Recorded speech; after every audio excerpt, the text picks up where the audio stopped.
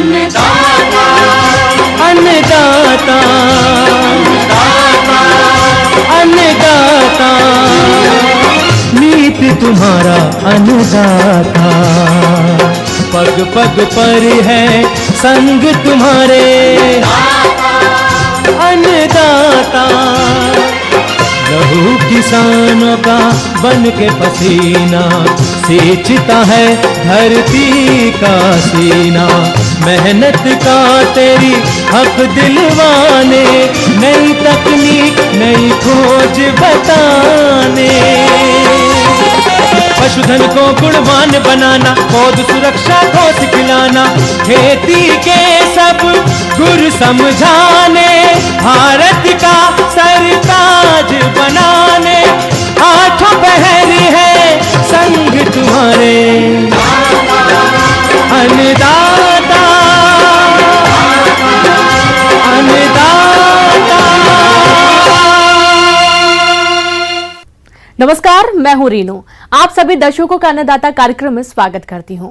हमारे देश का किसान जन का पोषक है, वह श्रम का देवता है, अन्नदाता है, उसमें ही भारत की आत्मा निवास करती है। ऐसे ही किसानों की प्रगति के लिए हम खेती बाड़ी से जुड़ी हुई बहुत सी नई लाभकारी जानकारियां हर रोज सुबह लेकर आते हैं। तो चलिए कार्यक्रम शुरू करने से पहले देखते हैं आज क्या है अन्नदाता में।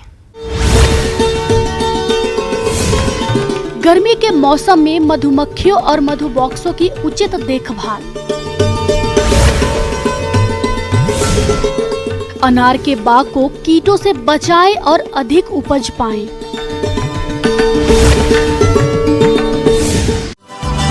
किसान भाइयों, इस साल गर्मी अपने चरम पर है।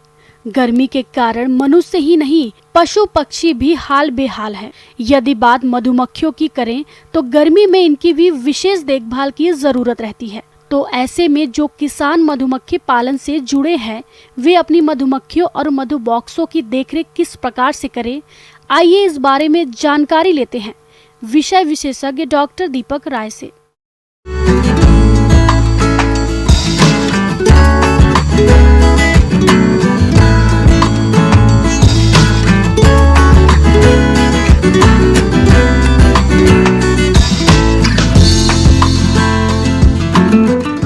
आज के परिवेश में देखा जाए मधुमक्खी पालन तो निश्चित रूप से लाभकारी है, परंतु आज के वातावरण की दृष्टि से देखा जाए तो हमें बहुत सारी सावधानियां बरतनी है, जिससे हम अपने बक्सों को सुरक्षित रख सकें और शहद उत्पादन की दिशा में हम प्रगति कर सकें। सर्वप्रथम ये देखने की बात है कि गर्मी का समय आ गया है, तो किसान भाई जो हैं या मधुमक्खी पालक जो हैं, बक्सों को छायादार स्थान पर स्थापित करें। सर्वप्रथम गर्मी में स्थानांतरण करते समय बक्सों के ऊपर पानी छिड़कते रहें और यात्रा रथ के समय ही करें। नई जगह पर बक्सों को लगभग 8 से 10 फुट की दूरी पर मुंह पूर्व पश्चिम दिशा की तरफ रखें। मधुमक्खियों को लू से बचने के लिए छायादार स्थान पर रखें, जिससे गर्म हवा सीधे मौन ग्रहों के अंदर न घुसे। मौन वाटिका में यदि छायादार स्थान न हो तो बक्से के ऊपर छप्पर या पुआल डालकर उसे सुबह शाम भिगोते रहना चाहिए, जिससे मौन ग्रह का तापमान कम बना रहे। और इसके साथ साथ पानी का प्रबंध करें। इस समय पे अगर देखा जाए तो बहुत सारे फूल नहीं है और परागकण या पॉलन जो भी उपलब्ध होता है खाद्य पदार्थ, उससे वो चीज़ नहीं मिल पा रही है, तो इसके लिए अलग से खाद्य पदार्थ भी उपलब्ध कराएं, जिसके लिए चीनी और पानी के घोल को बना करके 1:2 के रेशियो में पानी के साथ उबाल करके चीनी को और ठंडा करके उसको जगह जगह रखें, बॉक्स के भीतर रख दें छिछले बर्तन में, जिससे वो भोजन यापन कर सकती हैं। इसके साथ साथ मधुमक्खी पालक इस समय पे शहद निकालने का प्रयास बिल्कुल न करें, क्योंकि जो भी शहद की मात्रा उसमें उपलब्ध है वो उनके खाने के लिए है, उनके भरण पोषण के लिए ही पर्याप्त है। अतः इस चीज़ का जरूर ध्यान दें। अधिक लाभ के चक्कर में अपने मधुमक्खी बक्से को ख़त्म न करें, इसलिए शहद न निकालें। उसके बॉक्स के फ्रेम को देख लें, उसमें अगर आवश्यकता से ज़्यादा शहद है तभी निकालें, अथवा उनके सर्वाइवल के लिए, उनके रहने के लिए, जीवन यापन के लिए वो शहद पर्याप्त है। और इस समय पे यदि हम बक्सों को बचा लें, यही हमारी सबसे बड़ी उपलब्धि होगी। मधुमक्खियों में लगने वाले कीटों में सबसे घातक माइट कीट होती है। माइट कीट एक परजीवी कीट है। माइट की रोकथाम के लिए 85 mg फार्मिक एसिड का उपयोग रुई के फाहे में एक लकड़ी की मदद से लपेटकर बक्से में रखें, जिससे इसकी गंध से कीटों से छुटकारा पाया जा सकता है। इसके अलावा ऐसी जगह जहां पर कीटों का प्रकोप ज्यादा होता हो, वहां पर मधुमक्खियों का परागण के लिए पलायन न करें। मधुमक्खियों को भोजन में पर्याप्त पोषक तत्व उपलब्ध कराएं। मधु बॉक्सों के स्टैंड के नीचे कटोरियों में पानी भरकर रखें। इससे चींटियों का प्रकोप नहीं होगा। वर्प पकड़कर तुरंत मार दें। साथ ही छिपकली, मेंढक एवं चिड़ियों से बचाव करें। कभी कभी इस समय पे देखा जाता है कि जो हमारे वास्प होते हैं, ये कभी कभी उस पर अटैक करते हैं, भौरे भी बोलते हैं, और वो उनके भीतर जा करके शहद खाने का प्रयास करते हैं, क्योंकि उनका भी भरण पोषण पुष्प पर ही होता है, और उस पर पुष्प न होने के कारण उनका भरण पोषण नहीं होता है, तो वो बक्सों पर अटैक करते हैं और उनमें जा करके शहद को खाते हैं और कॉलोनी को क्षतिग्रस्त करते हैं। इससे कभी कभी परेशान होकर के मधुमक्खियां जो है छत्तों को छोड़ देती हैं। इस प्रबंधन का भी मौन पालक विशेष रूप से ध्यान दें और उसकी निगरानी करते रहें। प्रदेश के बहुत से किसान खेती के साथ अनार की बागवानी करके अच्छा लाभ कमाते हैं, लेकिन अनार के बाग में कई तरह के कीटों का प्रकोप होता रहता है, जो अनार के बाग को काफी नुकसान पहुंचाते हैं। लेकिन जो किसान भाई समय रहते कीटों की पहचान करके नियंत्रण के सही उपायों को अपनाते हैं, उनके बाग कीटों से होने वाले नुकसान से बच जाते हैं। तो इस रिपोर्ट में जानते हैं अनार के बाग को हानि पहुंचाने वाले कीटों की पहचान और नियंत्रण के बारे में। तो आप भी देखिए और लाभ उठाइए।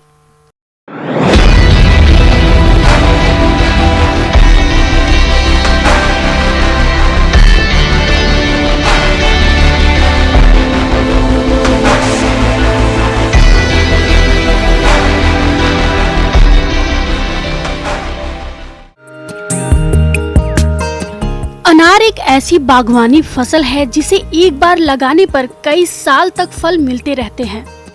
अनार सबसे ज्यादा स्वास्थ्यवर्धक और पोषक तत्वों से भरपूर फल माना जाता है।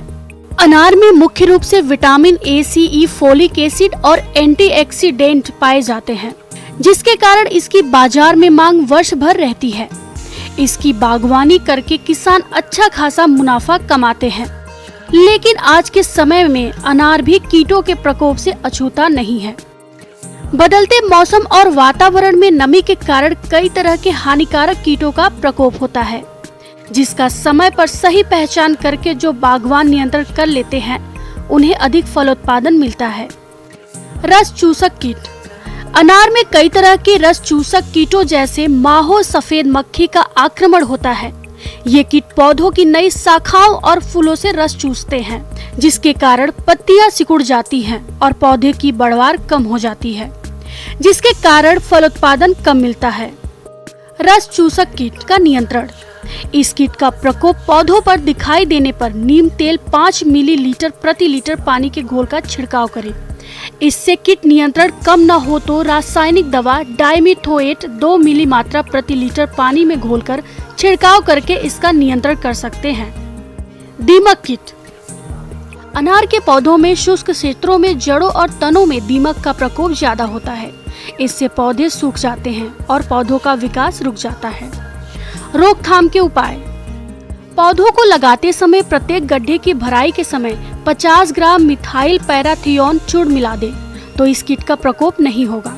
और यदि बाग में दीमक कीट का प्रकोप हो गया हो तो क्लोरपाइरिफास कीटनाशक दवा सिंचाई के साथ प्रयोग करके इसे नियंत्रित कर सकते हैं। अनार तितली कीट। अनार की खेती में लगने वाली प्रौढ़ तितली उसके फूलों और छोटे फलों पर अंडे देती है, जिनसे इल्ली निकलकर फलों के अंदर प्रवेश करके बीजों को खा जाती है। इससे बागवान को काफी नुकसान होता है। रोकथाम। बागवान इसकी रोकथाम के लिए प्रभावित फलों को नष्ट कर दें।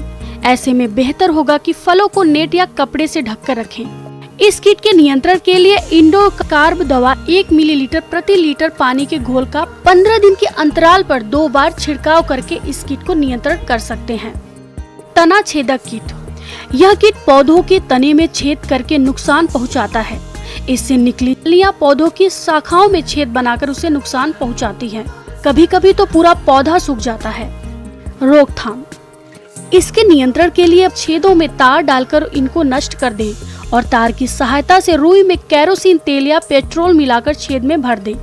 इसके बाद गीली मिट्टी से छेद को बंद कर देना चाहिए।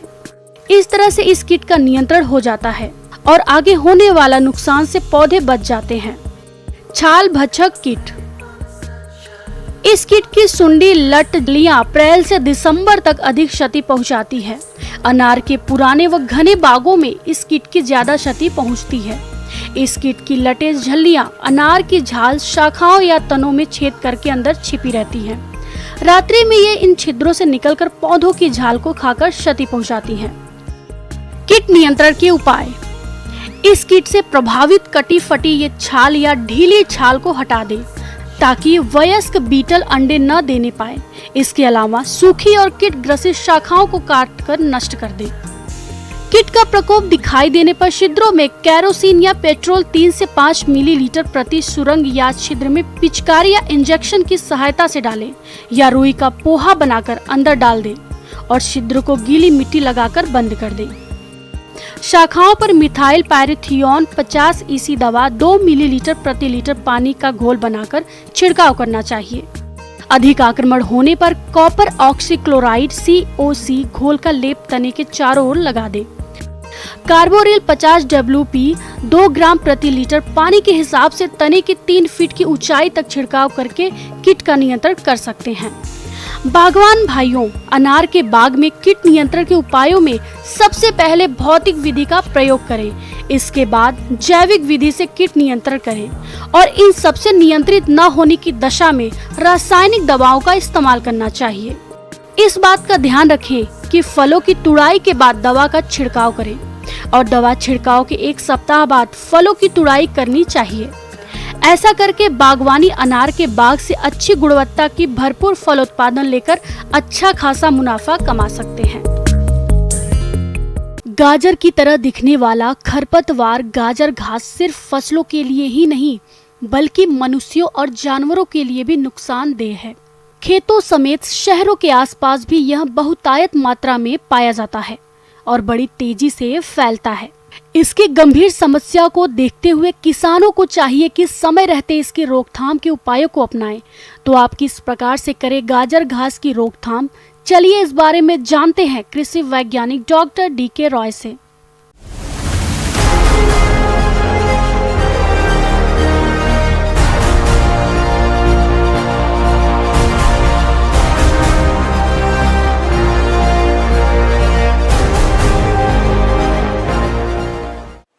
गाजर घास जो है एक प्रकार का घास है।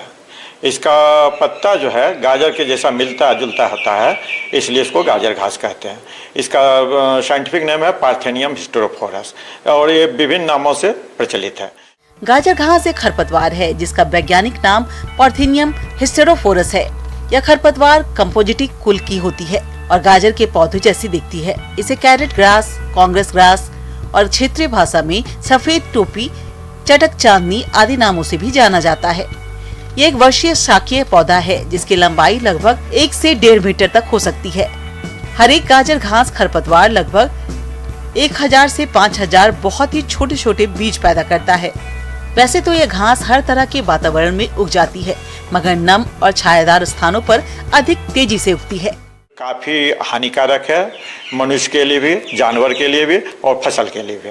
और ये जो है विपरीत परिस्थिति में तेजी से बढ़ने की अद्भुत क्षमता होती है इसमें। और इसका बीज जो है 500 से लेकर के 2500 के आसपास इसका बीज होता है और बीज जो है रोएदार होता है, एक जगह से दूसरी जगह उड़ करके चला जाता है। और पहले ये जो है पार्क में, रोड के किनारे, रेलवे लाइन के बगल में, रिहायशी एरिया में मिलता था, स्कूल के मैदान में मिलता था, लेकिन अब ये फसल के क्षेत्र में भी अपना पैर फैलाने लगा है। और इसकी लंबाई 1 से 1.5 मीटर तक होती है और ये काफ़ी हानिकारक है। मनुष्य में इसके चलते दमा की बीमारी होती है, और त्वचा संबंधी बीमारी होती है, डर्मेटाइटिस कहते हैं, एलर्जी, एक्जिमा भी कहते हैं उसको, एलर्जी के चलते। हाई फीवर भी होता है। और जानवर यदि ज़्यादा खा लिया तो उसका दूध, गाय यदि खा ली तो उसका दूध तीता हो जाता है, और बहुत ज़्यादा खा लिया तो जानवर मर भी सकता है। तापमान और प्रकाश से असंवेदनशील होता है, इसलिए सालों भर इसका ग्रोथ होता है। 3 से 4 महीना में एक जनरेशन ये पूरा कर लेता है। अतः 3 महीना में यदि अपना जनरेशन पूरा किया, एक पीढ़ी पूरा किया, तो ये 4 पीढ़ी को 1 साल में कर लेता है। यदि 4 महीना लगा तो 3 पीढ़ी इसका लगभग 1 साल में पूरा कर लेता है। तापक्रम और प्रकाश के प्रति उदासीन होने के चलते इसका सालों भर इसका ग्रोथ होते रहता है। फसल में भी अपना उत्पादन में वांछित कमी लाती है। कैसे कमी लाती है? ये जो है उसके स्थान में, प्रकाश में, नमी में पौधे के साथ, फसल के पौधे के साथ प्रतिस्पर्धा करती है और उसके उपज में, फसल के उपज में वांछित कमी लाता है।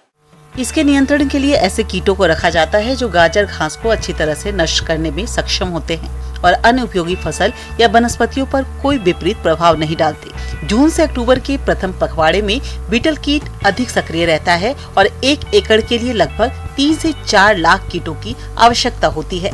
केशिया, टोरा, गेंदा, ट्रोफेशिया, परपुरिया, जंगली, चलाई जैसे कुछ पौधों की बुवाई मानसून से पहले अप्रैल मई में करने से गाजर घास ग्रसित क्षेत्र का प्रसारण कम होने लगता है। इसका नियंत्रण का जहाँ तक सवाल है, ये इसके लिए हम लोग जो है फूल आने के पहले इसको उखाड़ करके फेंकें, कहीं जमा करके जला दें या मिट्टी के अंदर गाड़ दें। दूसरी बात है, इसको रसायन का यूज करके हम लोग इसका नियंत्रण करते हैं, जिसमें ग्लाइफोसेट है। 1 से 1.5 लीटर प्रति हेक्टेयर या 1 से 1.5% भी इसका इस्तेमाल करके इसका नियंत्रण कर सकते हैं। मेट्रीबिजिन है, उसका इस्तेमाल करके हम लोग इसको नियंत्रण कर सकते हैं। और इसके चलते जो है पर्यावरण और जैव विविधता पर काफ़ी खतरा उपस्थित हो रहा है, इसलिए इसका नियंत्रण करना बहुत ही आवश्यक है। अपने घर के आसपास यदि है तो उसको तुरंत ही उखाड़ फेंके, नहीं तो आपको बीमारी होगा, त्वचा संबंधी बीमारी और सांस का बीमारी जो दमा होता है उसको पर असर करता है, दमा का बीमारी होता है, इसलिए इसका नियंत्रण करना बहुत ही नितांत आवश्यक है। गाजर घास से जैविक खाद बनाकर हम पर्यावरण सुरक्षा कर सकते हैं। निंदाई कर हम जहां एक तरफ खेतों से गाजर घास एवं अन्य खरपतवारों को निकालकर फसल की सुरक्षा करते हैं, वहीं इन उखाड़ी हुई खरपतवारों से वैज्ञानिक विधि अपनाकर अच्छा जैविक खाद प्राप्त कर सकते हैं, जिसे फसलों में डालकर पैदावार बढ़ाई जा सकती है।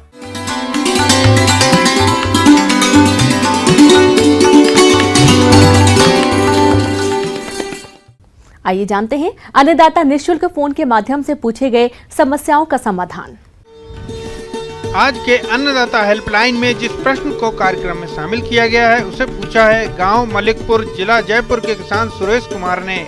आप मिर्च में लीफ कर्ल रोग के समाधान पर जानकारी चाहते हैं, तो सुरेश कुमार जी आपकी जानकारी के लिए प्रस्तुत है कार्यक्रम का यह अंश।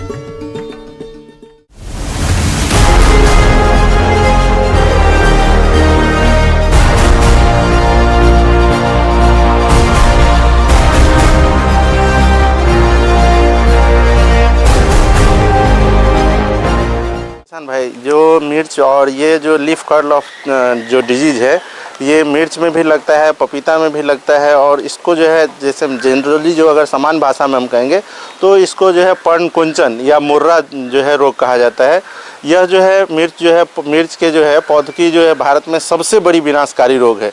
यह रोग अगर मिर्च में लग जाता है तो पूरे मिर्च को जो है उत्पादन पे पूरा इफेक्ट डालता है और साथ में जो है पूरा का पूरा मिर्च आपको बर्बाद कर देता है। यह जो बीमारी है जो विषाणु से जो है होता है और मक्खी द्वारा जो है यह फैलता है। इसमें व्हाइट फ्लाई के द्वारा जो है फैलता है। सफेद मक्खी कीट यह कीट पत्तियों के कोमल भागों से रस चूसकर काफी नुकसान पहुंचाते हैं। इनके असर से पत्तियां सिकुड़ जाती हैं और पौधों की बढ़वार रुक जाती है। यह मक्खी एक किस्म का तरल पदार्थ निकालती है जिससे कि फफूंदी रोग हो जाता है और पौधों का विकास व प्रकाश संश्लेषण रुक जाता है। यह जितना नुकसान रस चूसकर नहीं करती, उससे कहीं ज्यादा विषाणु रोग फैलाती है। इस रोग का जो मुख्य लक्षण है, इस रोग में देखा गया है कि जो मिर्च की पत्तियां होती है वो छोटी होकर मुड़ जाती है तथा पत्तियों की जो सिराएं होती है वो मोटी हो जाती है, जिससे पत्तियां मोटी दिखाई पड़ती है और पौधों की बढ़वार रुक जाती है और पौधा जो है धीरे धीरे आप देखेंगे पौधा झाड़ी नुमा बन जाता है। झाड़ी नुमा बनने से जो है उसमें फलन जो है कम हो जाता है, फल लगना कम हो जाता है और अगर लगता भी है तो वो जो है कुरूप, मतलब जो बहुत अच्छा फल नहीं, जो उसका जो अगर क्वालिटी की बात करेंगे तो बहुत अच्छा दिखने में जो है अच्छा नहीं रहता है। और यह जो वायरस है जो सफ़ेद मक्खी द्वारा रोग ग्रसित पौधों से जो है दूसरे पौधों में भी फैलता है। इसको प्रबंधन करने के लिए किसान भाई सबसे पहले तो इसका जो प्रबंधन है ये खेत से ही शुरुआत हम करेंगे। इसको खेत की तैयारी करने समय जो है हमको ये ध्यान रखना पड़ेगा कि इसमें ग्रीष्मकालीन जो है गहरी जुताई करेंगे, साथ साथ मेड़ जो रहता है मेड़ की जो है साफ़ सुथरी रखना ज़रूरी है। साथ ही अगर हम जो है अगर वैरायटी की बात करेंगे तो इसके लिए जो भी रेजिस्टेंट वैरायटी है उसके लिए हम सूरजमुखी या पूसा ज्वाला या जापानी लौंग जो वैरायटी मिर्ची की आती है प्रभेद, उसको हम जो है उपयोग करेंगे ताकि हमारा रेजिस्टेंट वैरायटी रहेगा तो इस बीमारी का जो है कम से कम असर जो है पड़ेगा। रस चूसक कीटों से फसल को बचाने के लिए 15 से 20 पीले चिपचिपे ट्रैप प्रति हेक्टेयर के हिसाब से लगाएं। जैव आधारित कीटनाशी से रोकथाम। मिर्च की फसल में हानिकारक कीटों व लीफ कर्ल के इलाज के लिए 30 व 40 दिनों की फसल अवस्था पर आवश्यकता अनुसार एजाडिरेक्टिन 3 मिलीलीटर प्रति लीटर पानी के साथ वर्टिसिलियम मित्र फफूंद 1 लीटर प्रति लीटर पानी का छिड़काव करें। दूसरा छिड़काव 50 दिन की फसल अवस्था पर केवल वर्टिसिलियम फफूंद 1 मिलीलीटर प्रति लीटर पानी का करें। अंतिम 2 छिड़काव 70 व 90 दिनों के फसल अवस्था पर स्पाइनोसैड SC 200 मिलीलीटर प्रति हेक्टेयर की दर से पर्याप्त पानी में घोल करें।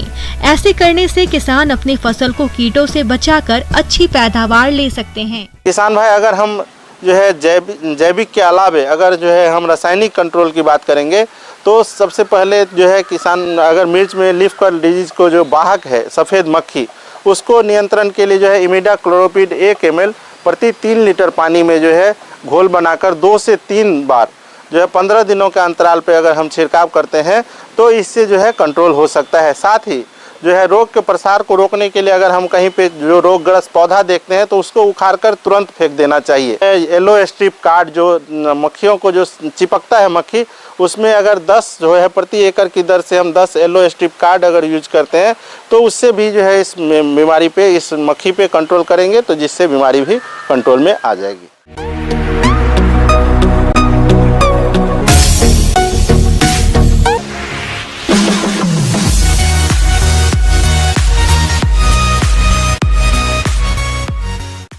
एक नजर डालते हैं राज्य के कुछ मंडियों के प्रमुख फसलों के बाजार भाव पर।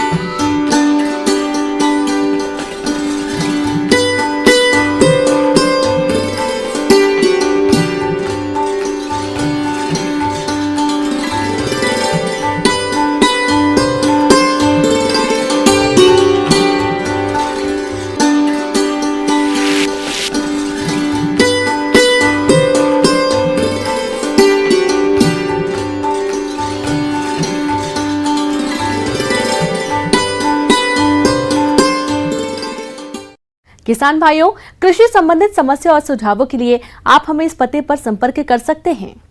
प्रोड्यूसर अन्नदाता news 18 Rajasthan, Ramoji film city, Hyderabad 501512। साथ ही आप हमें ईमेल भी कर सकते हैं। हमारा ईमेल है p18annadatarajasthan@nw18.com। इसके अतिरिक्त आप हमें निःशुल्क हेल्पलाइन नंबर 1800889216 पर सोमवार से शनिवार सुबह 10 बजे से शाम 4 बजे के बीच संपर्क कर सकते हैं। अब समय हो रहा है आपसे विदा लेने का। कल फिर मुलाकात होगी कृषि से जुड़ी महत्वपूर्ण जानकारियों के साथ। नमस्कार।